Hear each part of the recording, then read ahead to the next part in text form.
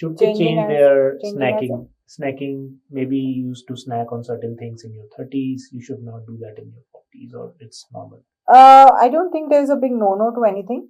It's Hmm. just that however your body can adjust to a variety of it, have a variety, and snacks are snacks, and I think should only be munching on grains and only be munching on nuts and seeds as snacks, nothing else.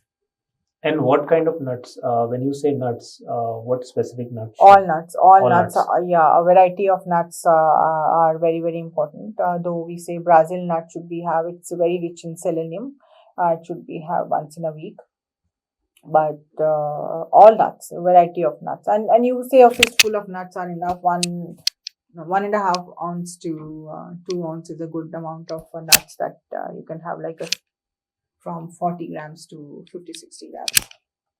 Okay. Nuts and seeds as a total. What recommendation do you have for young people? Because probably people in their 20s have a very different view of life.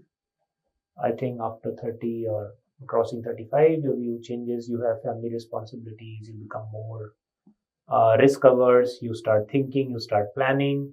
And I think by the time you're 30, 35, you always have like one health thing which has happened in your life. Nowadays, yes, it's Yes. catching up. Yeah. So for kids in their 20s, reduce the screen time. And stop your blue screens an hour and a half before you go to sleep. Yeah. Very important for a good sound sleep, because I have even heard, and I've also felt that the kids don't sleep that well. And that is a major part of anxiety and depression and any kind of unsuccessful kind of feeling in them because of the sleep deprivation.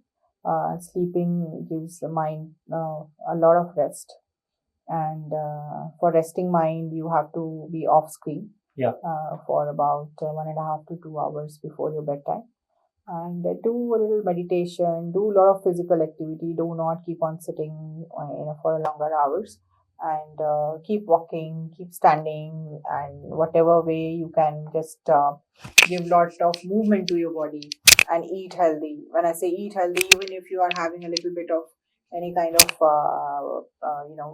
haywire diet, but you are following these other lifestyle issues, you are in a good shape. And what vision do you have for Bliss by MG? Because I think when I speak to you, every time I discuss, something about your vision or your brand, I always feel that it's going to be bigger than snacking only. Maybe it's in your mind, but that's the intuition which I have, because given your interest areas and the way you approach some of these topics, I think, and then we have also discussed offline experience centers and things like that.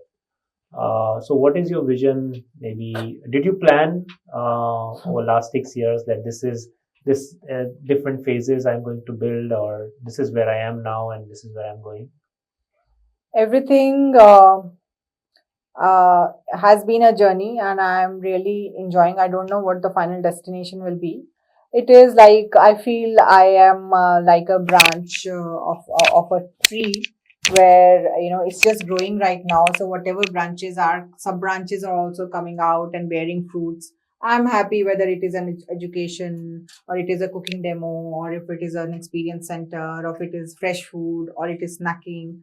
People are enjoying as I am enjoying my journey, and I'm so happy with the growth and the comments and the testimonials that makes me do more, and I think that grows as a more so maybe it can be a banyan tree when it goes and grows on its own roots and it becomes a tree itself.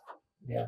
And then 70% of your orders are repeat orders, right? They are most of it. And these consumers, these buyers have stayed with you for so much long time, because you will be surprised that though we have been there for almost 6 years, my social media only started 6 months back, and all these 5 years we have sustained with word of mouth and repeat orders and things like that.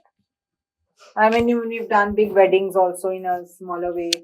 And so I'm happy people are liking it, and people somewhere in their hearts and hearts, they know that this is the way to go. But maybe the time will tell. I mean, I always say you can take a horse to the water, but you can't make him drink. Yeah. At least you can show him the water. And is it difficult when you are experienced and then you are doing a startup? Because you mentioned you were an economist and then doing multiple things, and later you kind of transitioned into the wellness space, right? Yes.